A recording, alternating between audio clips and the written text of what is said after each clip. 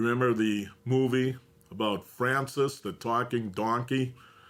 Yeah, I know that that's pretty old. It actually well precedes my time in this world, but once in a while you see reruns from those famous movies with the talking donkey. And perhaps the background to Francis the Talking Donkey is the story that we have here. Yeah, a more obscure story. It's the story of Balaam taken from the book of Numbers, and that's chapter 22, beginning with verse 21. I'm Pastor Krause, coming to you from Christ Lutheran Church in Pewaukee, Wisconsin. Very good to have you here as we study this section of the Word of our God. So we hear the story of Balaam. Balaam got up in the morning, saddled his donkey, and went with the Moabite officials. God was very angry when he went, and the angel of the Lord stood in the road to oppose him. Balaam was riding on his donkey, and his 2 servants were with him. When the donkey saw the angel of the Lord standing in the road with a drawn sword in his hand, it turned off the road into a field. Balaam beat it to get it back on the road. Then the angel of the Lord stood in the narrow path through the vineyards, with walls on both sides. When the donkey saw the angel of the Lord, it pressed close to the wall, crushing Balaam's foot against it. So he beat the donkey again. Then the angel of the Lord moved on ahead and stood in a narrow place where there was no room to turn, either to the right or to the left.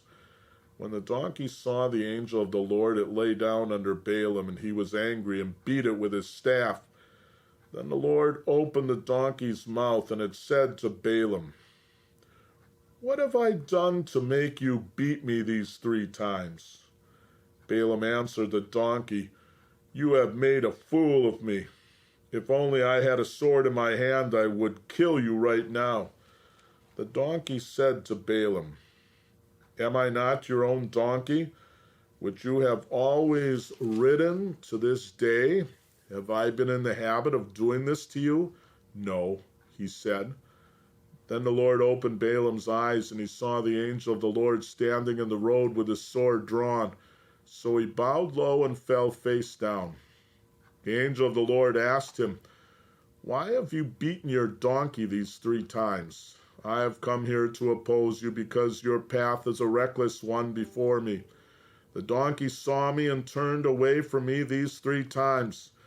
If it had not turned away, I would certainly have killed you by now, but I would have spared it." Balaam said to the angel of the Lord, "I have sinned.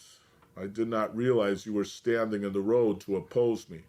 Now, if you are displeased, I will go back."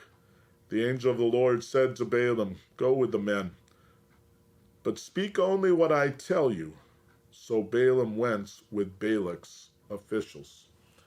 Well, this is a rather obscure story, a strange story to say the least, that has a donkey speaking. It is the story, though, of Balaam.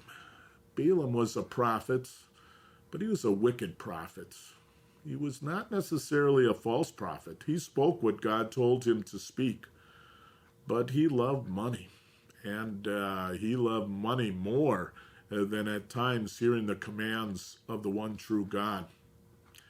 The people of God were presently on the edge of the land of Moab, and the king of Moab wanted to know what was going to happen. He was afraid of the Israelites, and he had heard everything the Israelites had done as they got to this point, which was somewhat southeast of Jerusalem, close to the city of Jericho. And the king of Moab, Balak, felt that maybe these Israelites were now going to attack them, and they had better be afraid for their lives.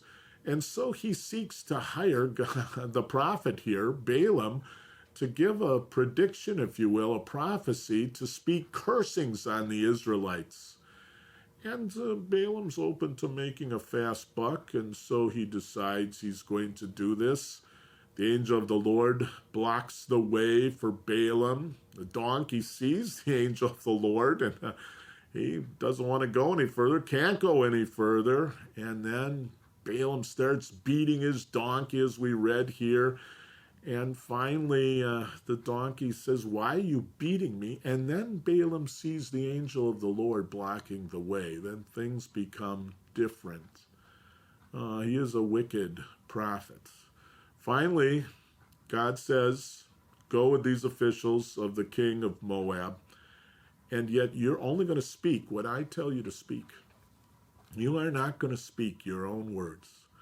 And so time and time again, he speaks there in the presence of those officials and in the presence of the king at times, and he speaks blessings on Israel and cursings to Moab. Now, the king there, the evil king of Moab, didn't want to hear it anymore, but gotta say, for Balaam, Balaam only spoke the word that God directed him to speak.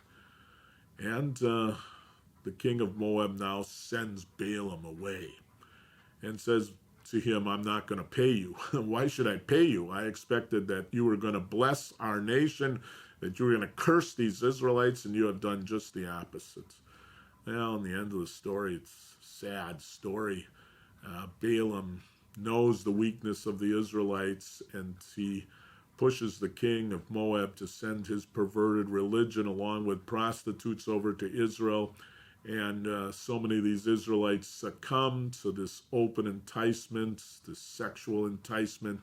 And eventually 20,000 of the Israelites die because of their sin. And that was really instigated by this wicked prophet, Balaam. So what can we take from this story? Well, God spoke through Balaam. In fact, it's really thought that Balaam speaks prophecies also of Jesus Christ, the Messiah. He is the star. He is the scepter that is going to come out of Israel. God at times seeks to work with us, speak with us, and all I can say to you is, "Speak, O Lord, your servant is listening." Sometimes God directs us things to do, and we may oppose it, but no, listen to the Lord as you hear his word, as he speaks to us, as we make decisions in our life. Take the road which honors God and gives glory to him.